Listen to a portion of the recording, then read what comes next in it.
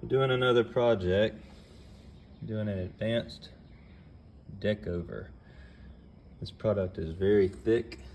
It's almost like a pudding, but it's really good. This deck, when I bought the house, this area was uncovered, and so this wood got rained on constantly, stayed wet all the time because we have big trees. It's always wet. The wood was really weathered. Didn't look good after I covered it, instead of trying to redo the whole thing. This stuff will actually seal. As you can see, I tried to seal some of the spots. It says it'll still crack, so you kind of go around and spot fill. But then I went ahead and did that, and I rolled. When I rolled, I realized you got stuff like this. The roller just doesn't get. You got knots in the wood, cracks like that I didn't pre-fill. Just didn't notice. I pre-filled a couple big ones that I did notice. So I'm going back through. You also, as you can see, in between the spaces of the boards with a roller, you don't get in between those spaces. So you have to go back with a brush, so it's pretty time consuming. I guess you can say labor intensive. You can see here, see how the edges are, but then I've painted through the cracks over here. So now it's more uniform, cleaner look. Get back to where I haven't painted yet.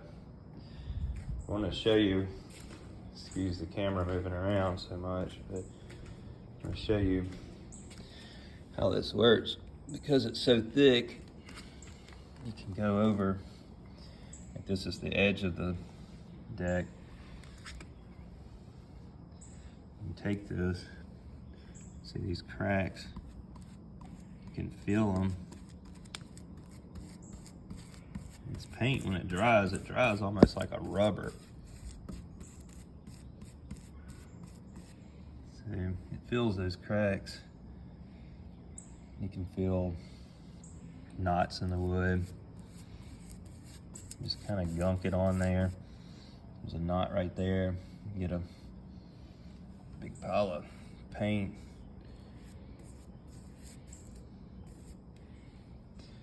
Kind of feel that. And I may have to, because it's deep, may have to come back and hit it again. But that way you don't have water resting. There's a deep knot.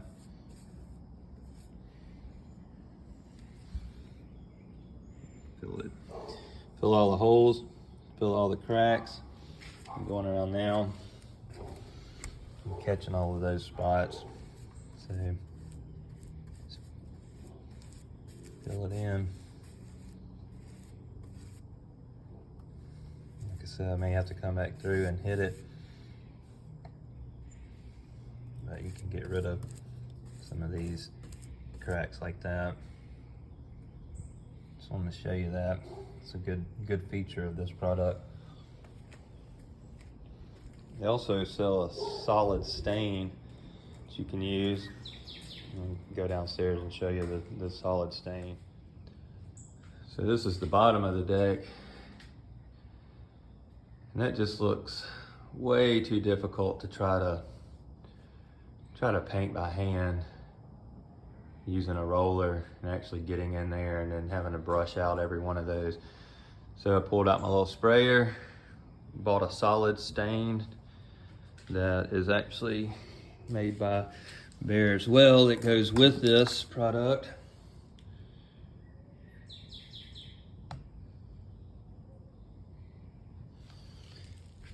I think if you've ever watched any of my other videos, this little cheap sprayer